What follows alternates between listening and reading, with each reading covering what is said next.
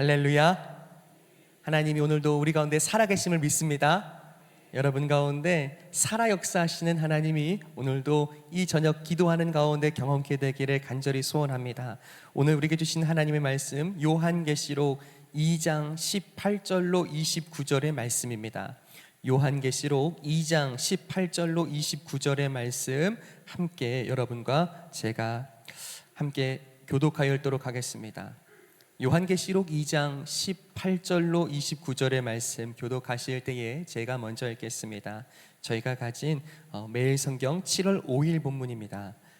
두아디라 교회의 사자에게 편지하라. 그 눈이 불꽃 같고 그 발이 빛난 주석과 같은 하나님의 아들이 이르시되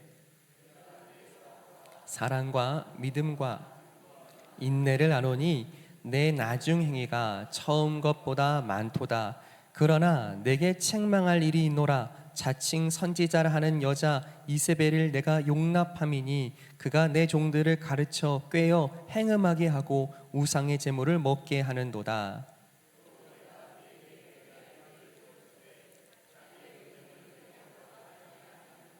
볼지어다 내가 그를 침상에 던질 터이요 또 그와 더불어 간음하는 자들도 만일 그의 행위를 회개하지 아니하면 큰 환난 가운데에 던지고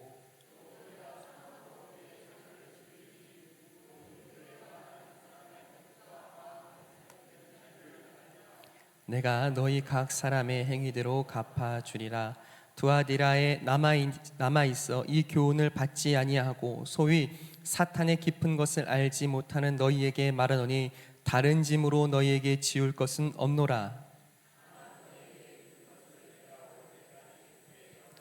이기는 자와 끝까지 내 일을 지키는 그에게 만국을 다스리는 권세를 주리니 그가 철장을 가지고 그들을 다스려 질그릇 깨뜨리는 것과 같이 하리라. 나도 내 아버지께 받은 것이 그러하니라. 내가 또 그에게 새벽별을 주리라. 귀 있는 말씀을 들을지어다. 아멘. 사랑하는 성도 여러분, 성령 충만하십시오. 우리는 살아가면서 참 많은 상황과 또 여러 사건과 문제들을 마주할 때가 있습니다.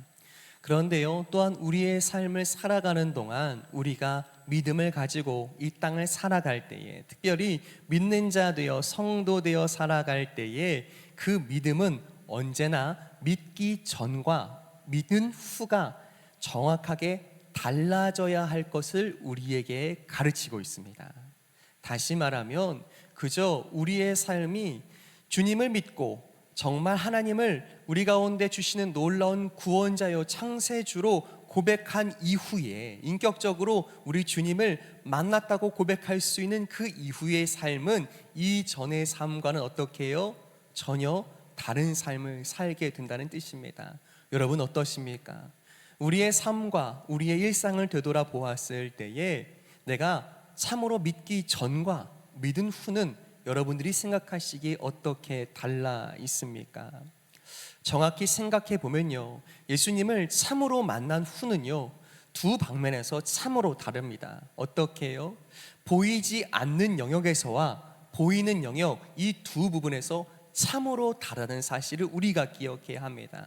예수님을 믿은 다음에 우리는 보이지 않는 영역에서 어떻게 달라집니까? 아무도 보지 않아요. 혼자 있어요. 늘 나만 알고 있었던 내 삶의 생각과 감정과 시간과 나의 개인적인 영역에 하나님이 늘 나와 함께 계심을 고백하며 보이지 않는, 사람들이 보이지 않는 순간조차 믿은 후에는요 보이지 않는 하나님과 교제하기 시작합니다.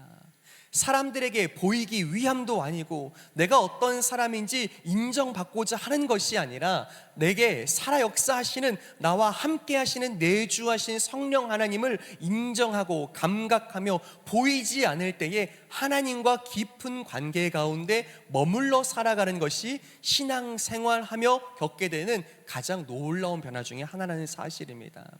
여러분 어떠하십니까?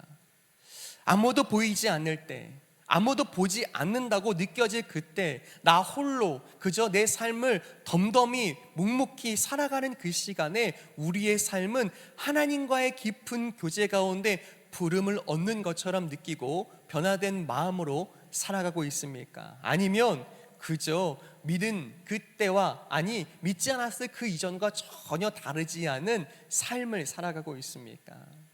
먼저는요, 믿은 후에는요, 언제나 보이지 않으나 아무도 알지 못하나 그 시간에 하나님과 내가 맺는 그 관계의 깊어짐, 그 사랑으로 인하여 우리의 삶에 다른 신앙, 다른 삶이 사라지는 줄 믿습니다.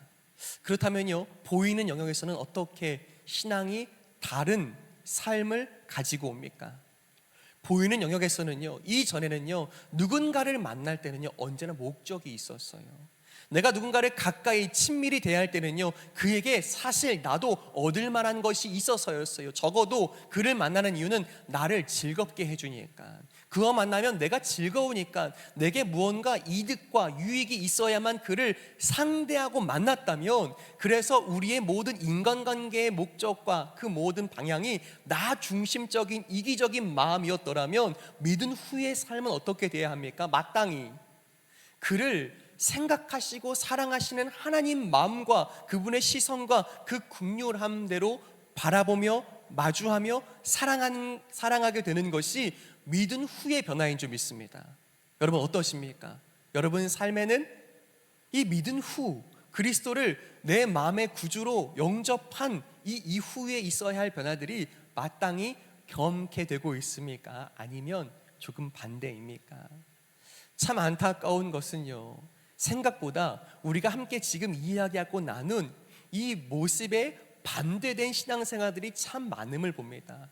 아무도 보지 않을 때는요, 그냥 나도 그냥 세상 사람과 똑같이 살아갈 때가 얼마나 많은지 모릅니다.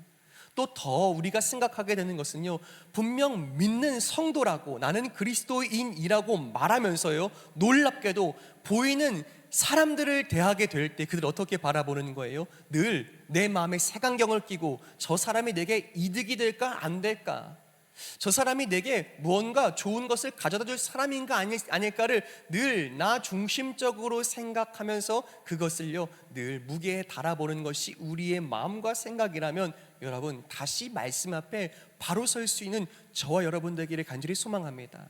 그래서요, 세상 가운데요, 우리가 믿는 자라고 말할 때에 우리가 성도입니다, 집사입니다, 직분자입니다, 장로입니다, 권사입니다, 목사입니다 라고 말하면 사람들이 유일하게 관심 갖는 건 뭐예요? 아, 나 교회 데려가려나 보다, 그러니 빨리 피해야겠다. 무슨 뜻이냐면 늘 교회 다닌다고 말하는 사람들이 나를 믿지 않는 나를 대할 때 뭘로 보는 거예요? 그저 교회 다니려는 목적 하나만 가지고 나를 만나고 잘해주고 그것을 마치 이용하는 것 같은 느낌을 준다면, 여러분 죄송하지만 그것이 온전한 전도가 되지 않는 것이라고 우리가 마음으로 받길 소망합니다.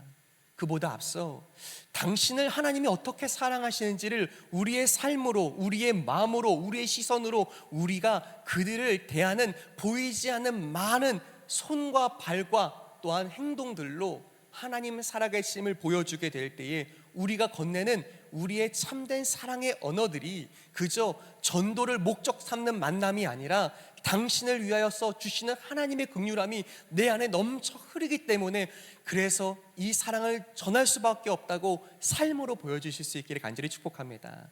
여러분, 예수 믿은 그 이후의 변화가 참으로 있습니까? 소망하건대 그 변화가 저와 여러분들의 삶에 풍성하게 있기를 예수님의 이름으로 간절히 축복합니다. 요한계시록을 함께 나누고 있습니다. 여러분, 요한계시록 어려워요? 안 어려워요? 설교하는 설교자에게는 어려울까요? 안 어려울까요? 여러분, 사실은요, 요한계시록이 우리에게 어려운 이유 중에 하나는요, 요한계시록은 말씀드린 것처럼요 66권 중에 마지막으로 이제 우리의 삶에, 우리의 역사에, 이후의 미래에 성취되어야 할 마지막 성경입니다. 66권 중에 65권은 이제 완벽하게 성취되었으나 마지막 이 66권째 되는 이 요한계시록은 장차 주의 놀라운 말씀대로, 약속대로 이루어질 말씀이기 때문입니다. 그렇다면요, 우리에게는 자세가 필요합니다. 첫 번째는요, 어떤 자세입니까? 여러분 기억하세요. 우리가 다 알 수 있다고요, 없다고요? 정확하게 이 말씀이 어떠한 의미이고 어떤 상황 가운데 이루어질지 우리가 다 알 수 있습니까? 없습니까? 다 알 수 없다는 걸 반드시 전제해야 합니다. 오직 주만이 아십니다. 그날과 그때를, 그때 어떻게 하나님의 나라와 임재가 임하게 될지, 주의 나라가 도래하게 될지 우리는 우리의 생각과 상상과 지식과 지혜를 뛰어넘는 주의 방식으로 이루어질 것을 신뢰하지만, 허나 우리가 다 이해할 수 없습니다를 전제하는 것이 이 말씀을 바라보는 관점 되어야 할 줄 믿습니다. 그런데요, 반대의 경우가 있어요. 놀랍게도요, 같이 저도요 설교자의 입장이지만 누군가는요 이 요한계시록을 마치 이렇게 말하는 거예요. 나는 다 안돼요, 다 이해했대요. 여러분, 그럴 수 있습니까? 없습니까? 여러분, 누군가 다 안다라는 말에, 그 말에 반드시 반문하셔야 합니다. 나는 다 이해됐다, 나는 다 깨달았다, 하나님께서 내게 계시를 주셔서 나는 다 이해했다라는 말씀이요, 이 말씀 내가 위에 있다라고 스스로 고백하는 거예요. 그러니 우리는 이 말씀 안에서 겸손히 주의 뜻이 주의 말씀대로 이루어지기를 바랍니다라고, 원합니다라고 기도하는 것이 먼저 이 말씀을 대하는 첫 번째 태도일 줄 믿습니다.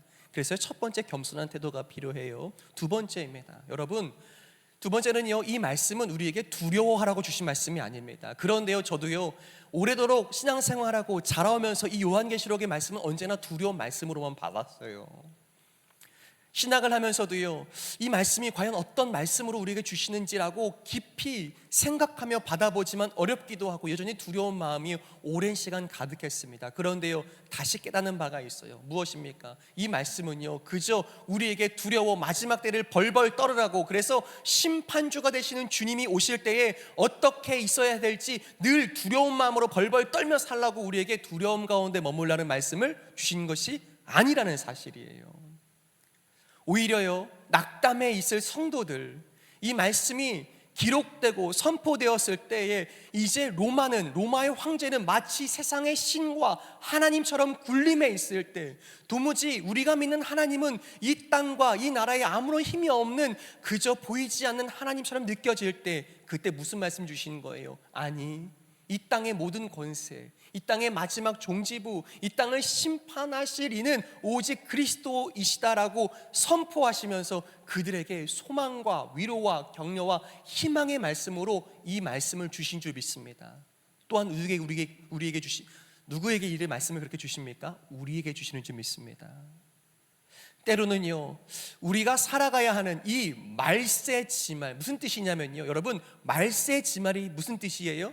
말세지말, 말세의 마지막, 말세지말이라는 뜻입니다. 여러분, 고백하시길 소망합니다. 우리가 살아가는 때는요 말세지말의 때인 줄 믿으십니까?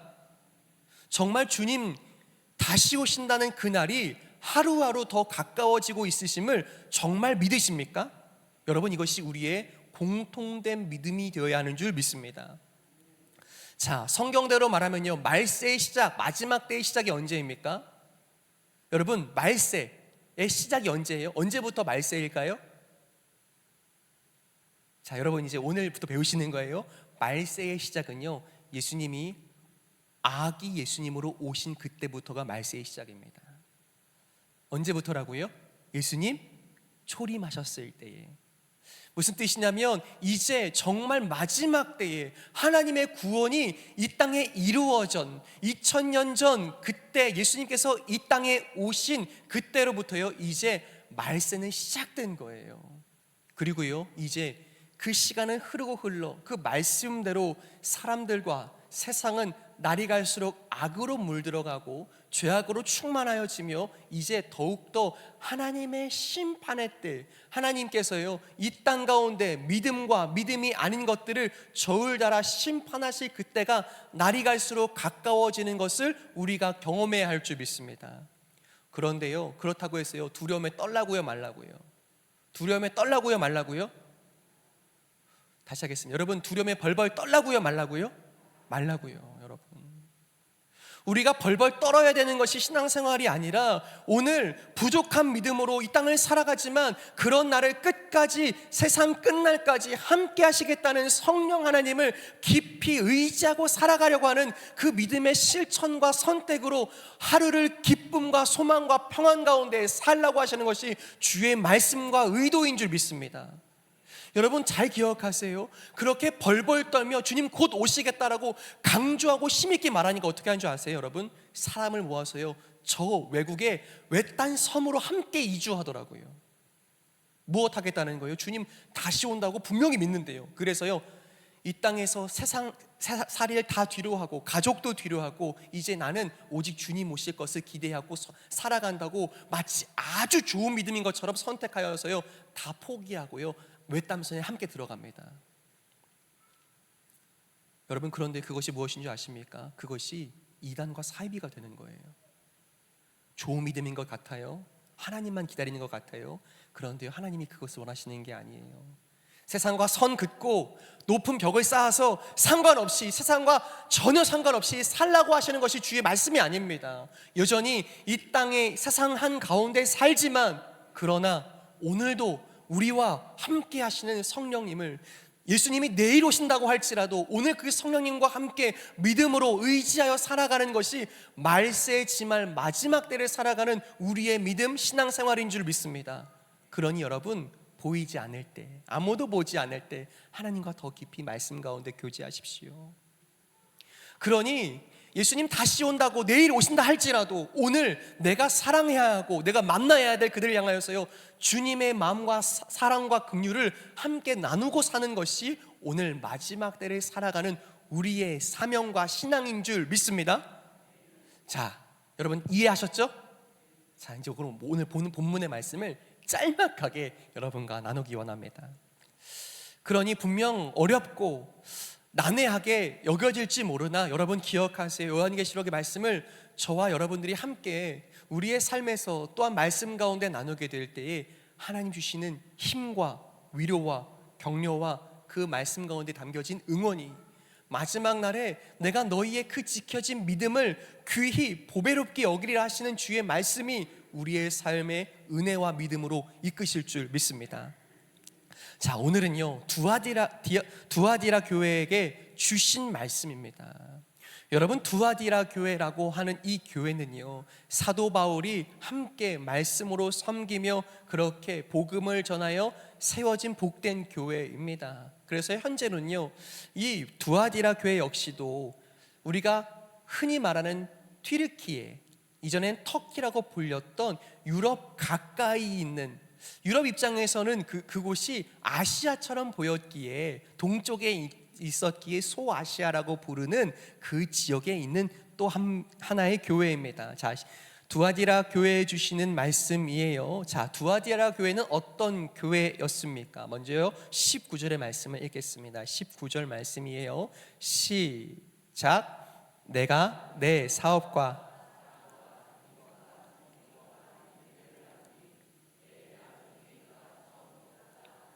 아멘. 여러분, 두아디라 교회가요 먼저 칭찬받는 교회였습니다. 특별히 이 교회는 얼마나 열심을 가지고 또한 모이고 사역하며 이 세상 가운데 교회가, 성도들이 그 믿음을 잘 이어가고 있는지 칭찬받아 마땅한 이유들이 기록되어 있습니다. 사랑과 믿음, 섬김과 인내, 그것들이요 성도들 가운데 풍성했고 이 교회는 양적으로 부흥한 것처럼 보입니다.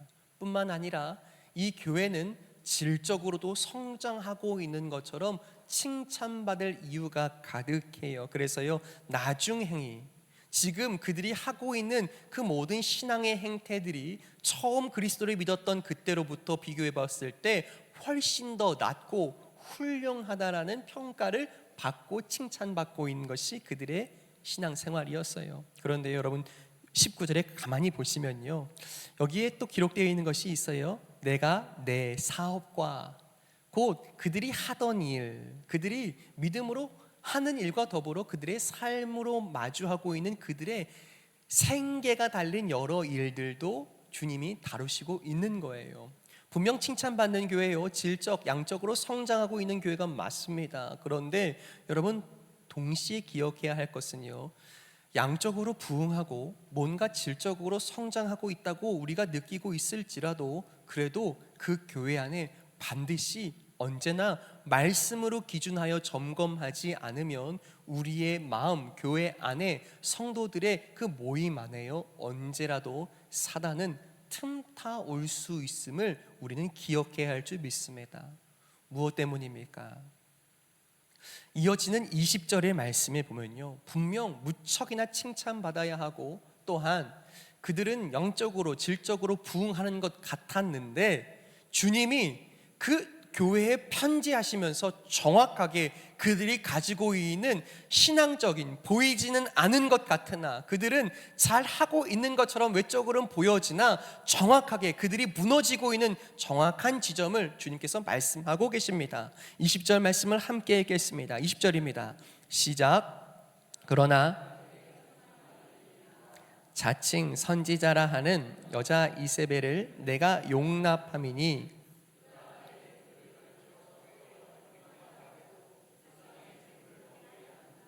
아멘. 자, 여기서 짧은 문장이고 짧은 구절이지만 여기서 전혀 우리가 그냥 말씀을 읽어서는 잘 이해가 안 되는 이 역사적 성경적 배경 하나가 있습니다. 무엇이냐면요, 이 두아디라 교회가 있는 두아디라 이 도시는요, 비교적 작은 도시이지만 그들이 가지고 있는 기술과 사업, 이 산업적인 방향에서는요, 무척이나 활성화된 도시였다는 사실입니다. 그러니 분명 자랑스럽게 돈도 잘 벌고 있고 기술도 좋아서 자신들이 가지고 있는 기술로 만들어내는 많은 상품들이 이 도시 저 도시 이 나라 저 나라로 활발하게 무역과 교역이 일어나고 있는, 돈과 산업이 활성화되어 발전하고 있는 도시 중에 하나였다는 사실이에요. 그 도시에 그리스도의 복음이 선포되었고 또한 전파되어서 믿는 자들이 생겨난 겁니다. 그래서요, 그 교회와 성도들의 모임이 부흥하고 할 수 있는 믿음의 여러 사역들이 일어난 겁니다. 그런데요, 진짜 문제가 일어났고 문제가 이제는 분별하지 않으면 안 될 지경에 이른 겁니다. 조금 더 설명드리면 여러분, 당시에는요, 오늘날처럼 무역, 수입과 수출이 이 국가적인 사업으로 그렇게 아주 활성화된 것이 아니라 이 말씀이 기록된 이 고대 초기 로마 시대에는요, 어떻게 해야 힘을 모아 지혜를 모아 이 도시에서 저 도시의 사람들에게 이 물품이 전달될 수 있을까를 아주 심도 있게 깊이 온 도시 사람들이 함께 마음을 모아 장사했고 사업했다는 뜻입니다. 그래서요, 우리가 나중에 역사적으로 배우는 한 가지 이 사업적인 단어가 있는데 그것이 한번 저를 따라하실까요? 길드. 길드가 뭘까요? 한국말은 아닙니다. 길드라고 하는 것은요, 조직이에요. 우리로 조금 바꾸어 말하면 이 길드는요, 노동조합일 수도 있고요, 직능연합일 수 있습니다. 각 도시가 가지고 있는 특별한 기술이 있으니 그 기술로 세워진 여러 장인들, 여러 사업하는 사람들이 함께 똘똘 뭉쳐서 우리가 서로 도와줘야 한다. 기술적으로, 경제적으로. 그러니 우리 도시가 다 잘 살아야지 우리가 살 수 있어. 그러니 다른 사람들 끼워주지 말자. 여기에서 우리가 서로 잘 먹고 잘 살려면 우리의 조직이 튼튼해야 한다고 믿었던 겁니다. 그리고 그것은 아주 잘 작동했습니다. 그 길드라는 조직이요, 그들이 함께 만든 이 조합이요, 아주 힘을 갖게 되었고 큰 돈을 만지게 되었습니다. 그런데 여러분, 이 길드, 이 노동조합처럼 보여지는 이 모임에서요, 사실 그들만이 가지고 있는 문화가 있었습니다. 특별히 이 두아디라라고 하면 성경에서는요, 가장 유명한 사람이 한 사람 떠오를 수 있는데요, 사도행전에 기록된 루디아라는 여성, 곧 자색 옷감 장사하는 이 루디아라는 여성이 아주 큰 부를 가진 여성으로요, 사도행전에 기록되고 그가 또한 이 사도 바울의 사역도 돕는 것을 보게 돼요. 무슨 뜻이냐면 이 두아디라 도시는요, 적어도 직물, 그들이 만들고 있는 여러 염색 사업을 비롯해서 각각 산업들이 잘 발달하고 큰 돈을 가진 사람들이 힘을 가지고 행사했던 그런 배경을 가지고 있는 겁니다. 그런데요, 진짜 문제는 여기 있습니다. 그들이 돈을 벌면서요, 어떤 일들을 하고 있었냐면 그 길드라고 할 수 있는 이 조직에서요, 섬기는 신이 각각 있는 겁니다. 우리가 하는 이 일에 어떤 신을 섬겨야 잘 될 것인가를 심히 깊이 고민한 후에 그들이 각자 섬기는 신을 모시고 어느 시점이 되면 축제를 벌이고 그 신을 위해서 제사하는 겁니다. 그리고요, 거기서 멈추지 않고요, 어떻게 해요? 많은 우상에게 드리는 제사가 그러하듯이요, 그 우상에게 드리는 제사를 마친 후에는요, 아주 말로 다 할 수 없는 성적으로 타락한 연회를 열어서요, 그들의 어떤 성적인 행위를 통하여서요, 이방신을 섬기는 것이 그 제사 이후에 또 다른 행사가 되는 뜻이었습니다. 그런데요, 여러분, 이 문화를 가지고 있었던 두아디라 도시에 사는 여러 사람들 중에 이제는 그리스도인이 된 사람들이요, 어떻게 이야기하는 겁니까? 이렇게 믿는 겁니다. 그렇지, 사업은 사업이지 믿음은 믿음이고, 분리하기 시작하는 겁니다. 비즈니스니까 어쩔 수 없어, 그거는 그거대로 하고 교회 생활은 교회 생활대로 하면 되지. 어쩌면 그 성도들 가운데 들어왔던 오늘 말씀이 이야기하는 이세벨과 같았던 사람이라고 하는데요, 그 우상을 섬기는 일이 그냥 괜찮아, 하나님도 이해하실걸, 세상 살이는 다 그럴 수밖에 없는 거 아니야? 라고 이야기하며 사람들을, 성도들을 현혹하기 시작하는 겁니다. 그리고요, 그 성도들이요, 그래, 그 전에는 마음이 좀 거리낌이 있었는데 다시 용기를 내요. 어떻게 해요? 그 길드가 이방 신에게 제사하는 그 자리에 가서 함께 먹고 마시고 제사하며, 또한 그곳에서 옳지 못한 성적인 죄들을 마음껏 짓고 있었던 사실이에요. 기억하십시오, 여러분. 교회가 성장하고 부흥하고 발전하고 괜찮아 보인다고 해서 모든 것이 괜찮은 것이 아닙니다. 우리는 날마다 깨어 분별하고 그 말씀을 가까이, 오늘 우리의 삶이, 우리의 생각이, 우리의 삶의 모든 여러 영역들이 오직 주의 말씀 가운데 합당하게 또한 이해되고, 또한 그 말씀이 우리를 이끌어 가시고 계시는가 분별할 수 있는 지혜가 말씀 가운데, 기도 가운데 임하기를 예수님의 이름으로 축복합니다. 자, 이제 조금 바꾸어 말해 볼까요? 우리에게 이 말씀을 한번 적용해 볼까요? 여러분, 당시에는요, 그들이 가지고 있던 일상적인 문화가 길드였고, 그 길드마다, 그 노동조합마다 섬기던 신이 있었고, 그들은 그냥 이건 비즈니스야 라고 하면서요, 그냥 믿음과 그들의 사업을 그저 구분하지 않기로 하면서 어떻게 해요? 믿은 다음에 있어야 할 변화들에 대해서요, 외면하고 있었던 거예요. 그냥 믿기 이전, 예수님을 만나기 이전의 삶과 그냥 함께 아울러서 아무렇게나 그냥 살아가고자 했던 거예요. 자, 여러분, 오늘 우리에게 분명하지는 않지만, 분명히 같다라고 할 수는 없지만 아주 유사한 일들이 일어나죠.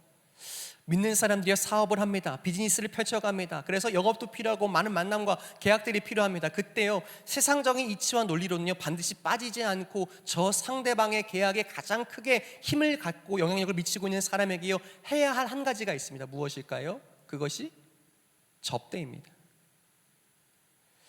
적어도 많은 계약과 만남 속에서요, 누군가 그 상대를 접대하는 것, 그냥 그 단어로는 그냥 나쁜 용어가 아니지만 접대를 목적 삼아 하기 시작하는 겁니다. 어떻게 해요? 그를 어떻게든 기쁘게 해주고 즐겁게 해주고, 어떻게 그 마음을 되돌이키게 해서 내게 유익이 있기를 바라는 마음으로 접대를 한없이 하는 거예요. 그 안에는요, 금품수수도 있고요, 뇌물도 있고요, 그 안에는요, 성매매도 있습니다. 그런데요, 여러분, 어떻게 하는 겁니까? 분명 마음에 거리낌이 있어요. 그런데요, 믿는 사람이 되었어요. 성도예요. 그리스도인입니다. 직분자입니다. 그런데요, 귀를 닫는 겁니다. 어떻게 해요? 비즈니스야. 그러니 어쩔 수 없어. 여기 한 가지가 숨어 있어요. 믿음이 숨어 있습니다. 무슨 믿음일까요? 나는 저 사람의 마음을 어떻게든, 어떤 방식이든 이게 돌이키게 해서 내가 얻어야 할 이윤, 돈이요, 하나님보다 더 힘이 있다라는 믿음이 그 안에 숨겨져 있는 겁니다. 돈이 힘이 있다고 나는 성도라고 말하면서도 믿는 거예요. 그 믿음이 있어서 그렇게 접대를 비즈니스 삼아 하는 겁니다.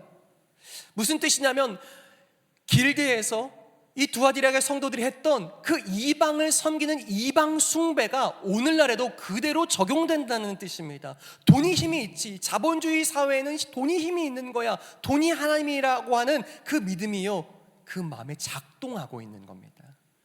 여러분, 이 말씀 가운데 깨어나기를 소망합니다. 여러분, 우리가 가지고 있는 누군가 그 돈으로 우리의 삶에 쌓을 수 있는 경제력이 그 돈이 정말 힘이 있고 하나님보다 위에 있습니까?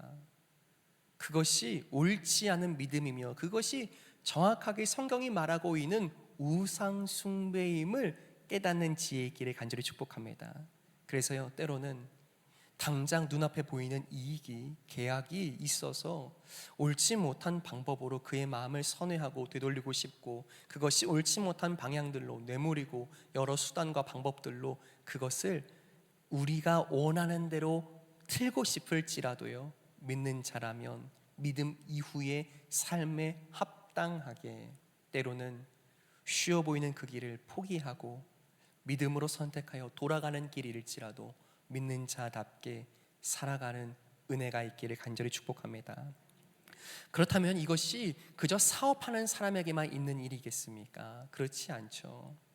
여러분, 한국 사회에서요, 가장 뜨겁게 일어나고 있는 가장 열성 있는 분야가 있습니다. 어떤 분야가 가장 뜨겁죠? 한국 사회에서는 우리의 삶에 아주 밀접한 영역이죠. 자녀를 키우면서 반드시 우리가 겪어내야 하는 과정입니다. 어떤 영역이 가장 경쟁이 치열할까요? 교육입니다. 여러분, 교육에 투자하고 애쓰고 아이들을 가르치는 것 좋은 일이에요? 안 좋은 일이에요? 하겠습니다. 여러분, 좋은 일이에요? 안 좋은 일이에요? 좋은 일이죠. 좋은 일이죠. 그런데 여러분 잘 보세요. 분별하지 않으면 안 됩니다. 교육 좋은 겁니다. 잘 교육해야 합니다. 그래서 이 사회와 또 이 시대에 하나님의 사람답게 가진 은사와 배운 대로 잘 펼쳐내고 은사대로 쓰임받기를 원합니다. 그런데 우리 이 사회의 교육열이 가장 뜨겁고 어떤 한계치를 넘어 이것은 이상하리만큼 더 치솟게 되는 이유가 무엇입니까? 왜 이 나라는 의대 열풍이 있는 겁니까? 무슨 의미죠? 교육 잘 받으면 학력이 그 인생을 책임져 줄 거라는 믿음이 있는 거예요. 좋은 학교, 좋은 인맥 가지면 세상에 떵떵거리고 부럽지 않은 삶을 살게 할 것이라고 모든 온 천하 온 사람들이 그 믿음을 가지고 품고 사는 것이 우리의 일반적인 삶이고 사회라는 거예요. 여러분 기억하십시오. 그렇다면 믿는 성도들의 마음은 어떠해야 합니까? 좋은 학교 가는 거 감사한 일입니다. 네, 열심히 성실하게 일하고 또한 공부해서 준비했으면 그렇게 공부한 대로 좋은 결과 있기를 바랍니다. 그런데 문제는 무엇이에요? 그 학벌이요, 그 인맥이요, 하나님보다 더 위에 있습니까? 그런데요, 우리 나라, 우리 한국 사회는요, 심지어는 교회 안에도 이 믿음이요 팽배해 있다는 사실입니다. 하나님보다 학교가 위에 있고요, 학벌이 하나님보다 위에 있습니다. 하나님이 해줄 수 없는 영역도 학교와 학벌은, 성적은 해줄 수 있을 거라고 믿고 우리가 삽니다. 여러분, 우리가 분별해야 하는 잘못된 믿음들, 잘못된 질문들, 잘못된 영역들에서 다시 믿음으로 깨어 지혜 가운데 서시기를 예수님의 이름으로 축복합니다. 어쩌면 그 자체가 우상 숭배가 될 수 있다는 사실이에요. 아이들 잘 교육해서 키우겠다는 것이 무엇이 잘못됐어? 라고 반문할 수 있지만 그 안에 보이지 않지만 감추어져 있는 그 잘못된 믿음이 우상 숭배되어 그 모든 것들이 하나님 위에 있게 된다면 믿는다 할지라도 그것이 옳지 않은 일임을 고백할 수 있는 지혜의 은혜가 있기를 간절히 소망합니다. 이것은요 또한 영적인 영역에도 있습니다. 우리가 잘 아는 것처럼요, 여러분, 하나님이요 그분을 믿는 사람들에게 복 주시는 분임을 믿으십니까? 다시 한번요. 여러분, 하나님을 섬기며 하나님께 은혜를 구하며 기도하면 하나님 복 주시는 줄 믿습니까? 여러분 아닐 것 같아요. 저는 여러분들이 이 저녁에 되어 기도하고 은혜를 구할 때 여러분들의 기도에 참으로 응답하시고 복 주시는 하나님이심을 믿습니다. 그런데요, 문제가 있어요. 흔히 우리가 말하는 우리 신앙 안에는요, 지금 우리가 가지고 있는 우리 신앙의 DNA 안에는요, 어떤 신앙이 있냐면요, 저를 한번 따라 하실까요? 기복신앙. 어떤 신앙이 잠재해 있다고요? 기복신앙이 다 있는 거예요. 저에게도 마찬가지입니다. 하나님 복 주신다는 것은 당연한 것이고 좋은 거예요. 그런데요, 그 신앙이요, 복을 바라고 원하는 것이 정말 가장 먼저 된 목적이 된다면 그 기복신앙은요, 죄송하지만 잘못된 방향으로 우리를 이끌어갑니다. 하나님과 친밀하게 교제하며 그분을 사랑하고 그분이 주신 사랑에 감격하고 감사하는 십자가의 은혜가 우리를 이끄는 것이 아니라 무엇이 이끄는 거예요? 하나님 잘 믿으면 복 주신대, 그러니 예배에 빠지지 말자, 기도를 많이 하자, 성경을 많이 읽자. 그래서 그 모든 읽고 예배드리고 살아가고 기도하는 모든 목적이 복인 거예요. 놀랍게도 그 기복신앙 안에 복은요, 하나님 위에 있습니다. 하나님을 사랑하게 되어서 하나님께서 복 주시는 것이 아니라 복 받기 위해서 하나님을 섬긴다면 그것은 위치가 잘못됐죠. 그거 역시요, 우상 숭배가 됩니다. 70년대, 80년대 그저 잘 믿자, 잘 살자, 하나님 믿으면 복 주신다, 돈 주신다, 자녀들이 잘 된다, 좋은 말 같지만 그 안에 그 복을 하나님보다 위에 우상 삼아 섬기는 우리의 신앙이 때로는 돌아봐줘야 하고 깨져야 할 줄 믿습니다. 여러분, 우리가 섬기는 하나님은요, 복 주신 하나님이지만 그 복은 우리가 구하고 원하는 대로가 아니라 가장 좋은 것 주시는 아버지께서 그분의 뜻 가운데 그분의 방식대로 그분의 때에 우리에게 주시는 아버지 하나님이심을 참으로 믿게 되기를 간절히 소망합니다. 다시 돌아보면요, 사업에서, 가정에서, 우리의 영적인 신앙생활에서요, 분별하지 않으면 오늘 두아디라 교회에 있었던 그 문제들, 책망거리들이 우리 안에 있음을 자각하지 못할 수 있습니다. 다시 한번 이 말씀 가운데 우리에게 주시는 지혜와 교훈이 있어요. 무엇입니까? 분별하라는 말씀이에요. 그 분별은 무언가 모르던 걸 갑자기 아는 것이 아니라 그 말씀에 어떻게 해요? 우리가 우리의 삶을 있는 그대로 꺼내놓아 우리의 마음을 그 말씀이 비추어 주시도록 그 거울 앞에 우리의 마음, 우리의 생각, 우리의 문제, 우리의 기도를 꺼내어 놓는 것이 분별되는 줄 믿습니다. 오늘 말씀 속에서요, 그 주님은요, 우리에게 분별하시는 주님인 줄 믿습니다. 그 주님에 대해서 오늘 말씀에서 만나게 되는 하나님에 대해서 이렇게 기록하고 있어요. 18절 말씀을 한번 같이 읽죠. 오늘 함께 기도하기 전에 함께 읽고자 하는 말씀입니다. 18절 함께 읽겠습니다. 시작. 두아디라, 그 눈이 불꽃 같고 그 발이 빛난 주석과 같은 하나님의 아들이 이르시되 아멘. 여러분, 주님의 눈이 무엇과 같다고 말씀하십니까? 불꽃 같답니다.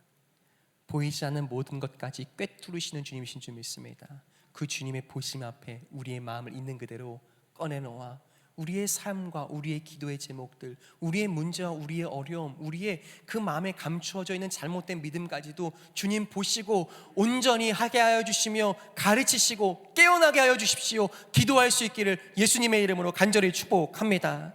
주님은요, 그냥 복 주시고 좋은 것 주시고 사업이 잘 되게 하시는 것이 그분의 정말 원하심이 아니라 정말 이 세상 끝날까지 주님과 동행함으로 말미암아 주님의 복을 누리게 원하시는 하나님이 우리의 하나님 되시는 줄 믿습니다.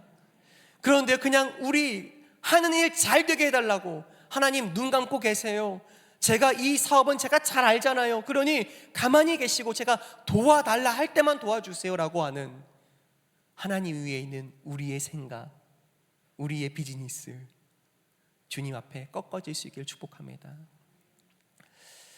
가정에서도요, 자녀를 키울 때 우리의 삶의 일상 속에서도요, 말씀드린 것처럼 좋은 것 같지만 그 좋은 것까지도 하나님, 주님의 마음에 합한 것입니까? 물으며 주님 원하시는 대로 우리의 삶이, 우리의 자녀들이, 우리의 가정이, 내 마음이 그렇게 교정받기 원합니다. 지혜를 구할 수 있기를 축복합니다. 그리고요, 우리의 영적인 부분도 하나님 지혜 주셔서 이끄시는 대로 우리의 영혼이 주님 앞에서 주님이 빚으시는 바 그렇게 살아가고 빚어질 수 있도록 인도하여 주시옵소서. 기도할 수 있기를 예수님의 이름으로 축복합니다. 이 말씀을 드리고 조금 말씀을 맺을게요. 제가요, 이전에 사역하면서요, 교구에서 만났던 한 분의 또 이야기입니다. 한 집사님이 오랜 시간 남편을 위해서 기도하셨어요. 이 남편이요, 사업장을 하시는데 정말 열심히 하시려다 보니까 영업이 필요하고 또 이곳저곳 좀 판로를 많이 뚫어야 되는 일이셔서요. 나는 교회는 못 가. 그러니까 나 교회 가달라고 하지 마라고 이미 아내에게는 선포했고, 어린 시절 어린이였을 때에 교회를 가본 적은 있지만 거진 40년 가까이를 교회를 끊고 사셨던 남성분이었습니다. 그리고 이분이 사업을 열심히 하려다 보니까요, 그냥 시시때때로 늘 술자리에 가서 때로는 그들의 기분을 맞춰주고 접대하며 정말 성실하게 내 몸과 간을 다 버려서라도 그 시간들을 참 잘 맞추고 누구와도 잘 지낼 수 있는 아주 성품이 좋은 분이었어요. 그래서 한 몇 번 그 집에 신방 갔다가 인사차 몇 번 만났던 적이 있었습니다. 그런데요, 어느 날 어느 때에 하나님께서요, 그 남편의 마음을 조금씩 만져주셔서 특별히 이 자녀의 어떤 진로의 어려움, 그 자녀 한 마지막 막내였는데 그 막내가 가지고 있었던 그 마음의 큰 병을 어찌할 바를 몰라서 그 막내 살리고자 하는 마음에 어려운 마음으로 교회에 한 번, 두 번 그저 아픈 마음으로 나오기 시작하신 거예요. 그때까지요, 그 남성분이요, 그 성도님이요, 자신이 사업하면서요, 시시때때로 그 상가 번영회와 함께하고 있는 많은 사람들과 얼마나 많은 고사를 드렸는지 모릅니다. 때가 되면 저 산에 올라서 산악회 사람들과 같이 올라서 우리 사업 좀 잘 되게 해달라고 고사드리고, 또한 때가 되면 그 마당에 다 같이 모여서 상가 번영회 사람들과 또 고사드리고, 수없이 고사와 또 고사를 드리며 보이지 않는 많은 신들에게 우상 숭배하던 그분이요, 어느 순간 그 자녀의 어려움 때문에 기도하기 시작하자 믿음을 서서히 주신 주님이 이제 시간이 오래 지나지 않았는데 하나님이요, 그 마음을 녹이시기 시작하시고 하나님 살아계시다고 그 예배에 참석하시다가요, 1년쯤 되었을 때요, 이제 하던 모든 일들을 이제 그만하고 싶다는 거예요. 사업이 아니라 내가 하던 술자리들, 내가 그 사람 맞춰주며 했던 접대들, 내가 했던 고사들, 이제는 멈추겠다는 줄 믿습니다. 여러분, 그런데요, 그때로부터 얼마나 큰 어려움이 있었는지 모릅니다. 사업에요, 수많은 방해꾼들이 있는 거예요. 너 변했어. 그 상가 번영의 사람들이 얼마나 큰 고통과 아픔을 그 성도님한테 안겨주었는지 우리가 너무 똑똑히 보았습니다. 그런데요, 너무 속상하고 너무 힘이 들고 사업은 막막하고 여전히 갈 길은 없지만 고백하시는 거예요. 저 그래도 괜찮아요. 하나님이 또 언젠간 다시 잘 되게 해주시겠죠. 그 믿음을 지켜가겠노라고.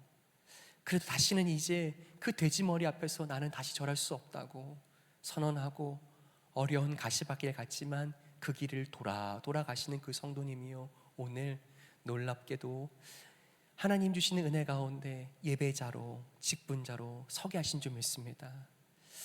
아직은 그 사업에 아주 놀라운 성취와 또한 확장이 있지는 않지만 여전히 기억하고 기도합니다. 하나님 복 주실 수밖에 없다고. 하나님 그 마음을 잡아주셔서 그 인생이 하나님의 뜻 가운데 잘 될 수밖에 없다고, 하나님은 복 주시는 분이라고 그렇게 믿기에 그 믿음으로 선택하는 그 길 위에 하나님이요, 은혜 주시고 평강 주시고 힘의 힘을 더해 가실 줄 믿습니다. 여러분, 여러분들의 삶에도 마찬가지입니다. 우리 성도님들, 우리 권사님들의 삶에도요, 그런 어려운 결단과 선택들이 있다는 것을 듣습니다. 그 시간들을 통하여서요, 사람은 할 수 없지만 주의 뜻 가운데 살고자 하는 그 놀라운 은혜의 선택이 마지막 때에 주님이 주시는 믿음대로 그 마지막 때 남겨진 자 되어 지켜진 바 되어 하나님의 풍성한 생명과 은혜를 우리가 경험하게 되는 줄 믿습니다. 우리가 같이 이 시간 찬양하고 기도했으면 좋겠는데요. 굳게 해서리 우리 함께 찬양하시면서 하나님, 주의 말씀 앞에 굳게 서서 살아낼 수 있도록 주의 말씀이 내 삶의 진리가 되고 내 삶의 분별함이 되어 그 말씀 가운데 지혜로 살아갈 수 있도록 나와 함께 하여 주시옵소서. 이 시간 함께 박수치면서 찬양하고 함께 기도하겠습니다.